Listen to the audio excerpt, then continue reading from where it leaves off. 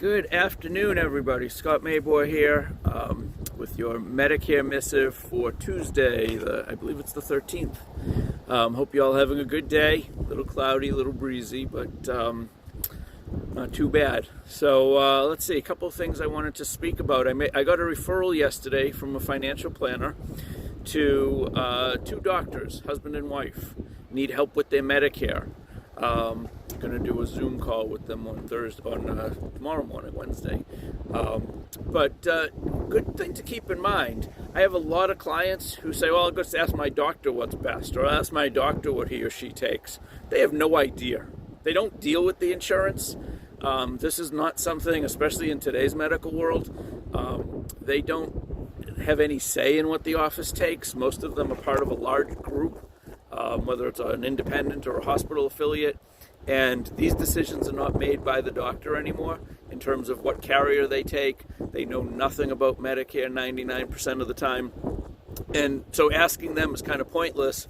And the fact that I have an appointment tomorrow with two surgeons to talk about their Medicare situation is kind of telling. You know, it's not that they're certainly not educated or skilled in their field, but insurance just is not their field. I also got a call yesterday from somebody who is frustrated. Her mother needs hearing aids, and Medicare's not paying for them. Standard Medicare does not pay for hearing aids. It's just not part of the deal. Don't blame me. Call your congressman, call your senator.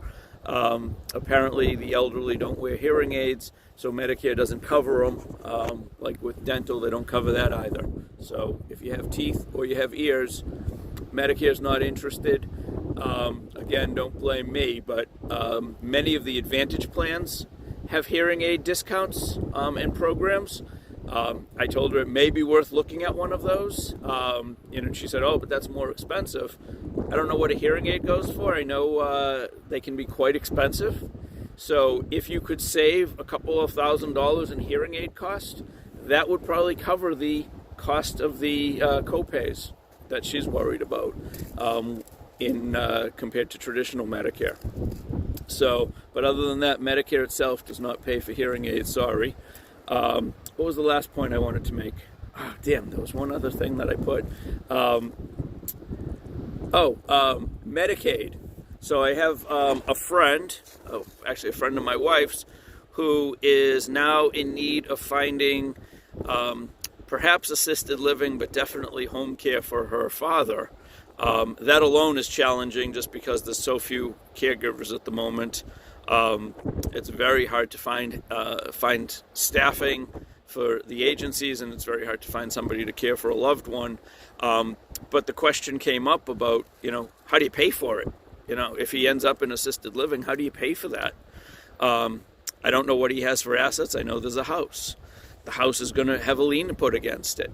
The time to consider, should that house have been put in someone else's name? Should there have been a trust created? What does he have for a will? I'm not an attorney. I work with many estate attorneys, and I can tell you that the time to look into this is not when you need to look into it. Same thing with long-term care. 80 years old is not the time to buy a long-term care policy. The time you buy a long-term care policy is when you're in your 50s or 60s and don't need it. And then it sits there. And some of the new long-term care policies really don't even have any premium. It's like buying a CD.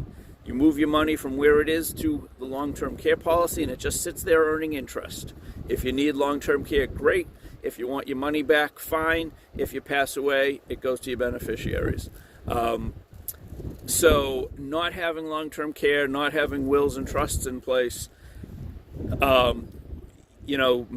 Medicaid or Mass Health in the state means you're indigent. And if you have any money or any assets, they basically take them all. You do a spend down, or you have a lien against your house if there's somebody else living in it. So, it's the time to look into these things, unfortunately, is when you don't need them. So I'll leave it at that. Those were the 3 points I wanted to make today. Doctors don't know anything about insurance. Hearing aids are not covered. And If you need a will or a trust, speak to an estate attorney. If you need long-term care, I'm happy to answer your questions. But don't wait. And if you need a referral to an estate attorney, please let me know. I'd be happy to send you a list. Thank you very much. Have a great day, everybody. Stay well and stay safe. Talk to you soon.